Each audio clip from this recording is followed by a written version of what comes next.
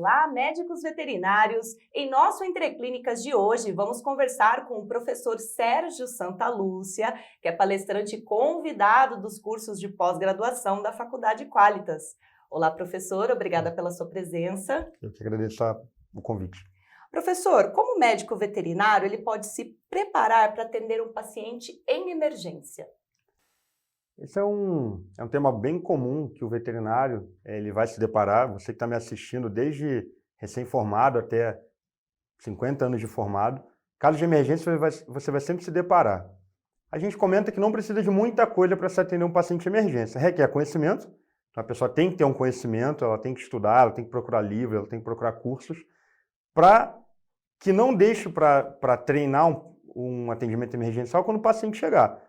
Porque se você deixar para treinar emergência para aquele paciente chegar, se ele for sua curva de aprendizado, aquela vida provavelmente vai ser ceifada. O paciente vai a óbito. Então, não é justo com ele que a gente treine com ele.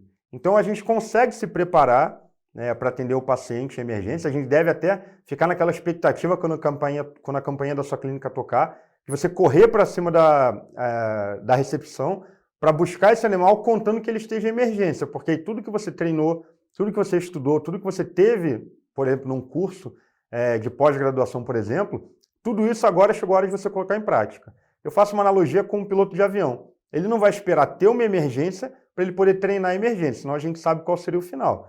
Então, a gente estar preparado previamente com um treinamento de equipe, saber onde a gente vai trabalhar, onde a gente vai receber esse animal, é fundamental para a gente ter sucesso na abordagem emergencial desse teu paciente. Então, vamos nos preparar para que o paciente não morra por uma conduta errada ou principalmente porque a gente deixou de fazer o que era certo. Então, a preparação prévia ela é fundamental. Professor, e a gente sabe também que em hospitais e clínicas existem muitos atendimentos, tanto de trauma torácico quanto de traumas abdominais, E qual que é a abordagem para esses pacientes? Qual que é o atendimento específico para esses pacientes? Por mais que muitas pessoas acreditem que o trauma torácico, principalmente o torácico, é algo incomum de acontecer, sabe-se que mais de 70% dos animais que sofrem qualquer tipo de trauma, eles têm certo grau de trauma torácico. Muitas vezes a gente não quer ver, muitas vezes ele é autolimitante, ou muitas vezes o paciente tem um problema, mas ele mesmo acaba se controlando ou morrendo. Ele morre muitas vezes sem diagnóstico. Então a gente comenta que para abordar um tórax numa avaliação inicial de um paciente em emergência, a gente não precisa de muita coisa. A gente precisa fazer um exame físico que vai contemplar o quê? Palpação, percussão, ausculta. Lembrar que tem um esteto bom, porque a ausculta abafada, a ausculta por estertor pode direcionar a gente a um tratamento. E punção. Toracocentese é fundamental numa abordagem ao tórax. Se você tem medo de fazer toracocentese, eu creio que você tem que perder o medo. Justamente porque o paciente ele não tem culpa que você tem medo de puncionar o tórax dele. Sabendo que no primeiro atendimento, e quanto mais rápido a gente tirar aquele ar, exemplo de pneumotórax, a gente tirar aquele ar do tórax, melhor vai ser para o paciente, vai evitar que ele tenha atelectasia e outras complicações.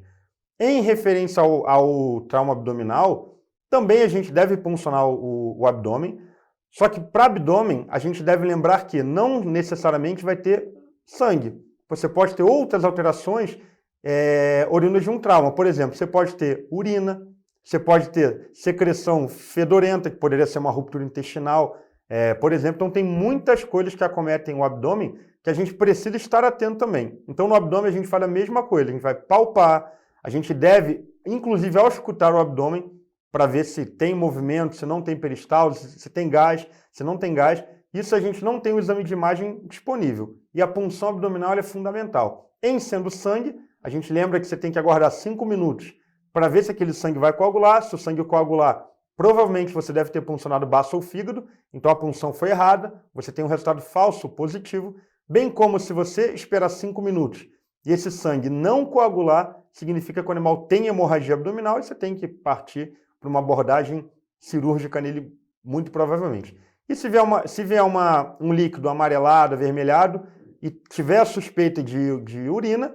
lembrar que você tem que mandar esse líquido para o laboratório, juntamente com o sangue periférico, e pedir para dosar uma coisa só, que seria a creatinina.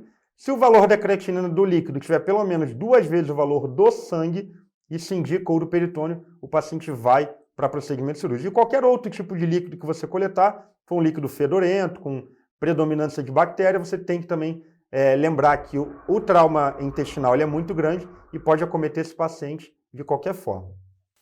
Professor, agora vamos falar de um assunto delicado, né? Nós sabemos que, por ética, os médicos veterinários eles não podem negar um atendimento emergencial a um paciente necessitado. E em casos em que o tutor não consegue investir nesse atendimento, né, por falta de dinheiro mesmo, como que é feito? O professor poderia falar um pouquinho para nós? Com certeza eu posso falar. Quando a gente atende um paciente em emergência, falando de emergência propriamente dito, essa questão de pagamento ela fica até um pouco em segundo plano. Por mais que você queira ou não queira cobrar, por mais que o tutor tenha ou não tenha dinheiro. Porque como o animal chega muito mal, quando ele chega morrendo, não dá nem tempo da gente fazer uma ficha de atendimento que dirá a gente pensar em cobrar. Existem várias questões legais que estão em cima dessa questão de atendimento emergencial. A gente deveria atender um paciente em emergência, não contar que a justiça vai dar ganho de causa para você ou não, pensar no próprio paciente que a gente está atendendo, né? A gente sabe que muitas vezes o proprietário mente, o animal vem com uma diarreia com sangue, para ele é emergência, você vai avaliar e vai realmente ver que não é emergência. Agora, paciente em emergência, o conselho que eu daria para quem está assistindo é que atenda esse animal. Atenda ele, tira ele da situação de risco, da situação de emergência, e a partir daí com o paciente estabilizado, e se a gente for parar para pensar, a gente não usa muita coisa. Claro, a gente usa o nosso conhecimento, a gente usa de repente um scalp, que você vai usar para tórax, para abdômen, vai usar um pouco de oxigênio. Muito material que você vai utilizar ali de consumo é material barato. Então eu acho que o colega se expor a negar atendimento ao paciente emergencial, pensando que futuramente um juiz ou alguém vai dar ganho de causa para ele, eu acho muito arriscado. E até pelo nosso próprio paciente, você vai ganhar o cliente e tudo mais.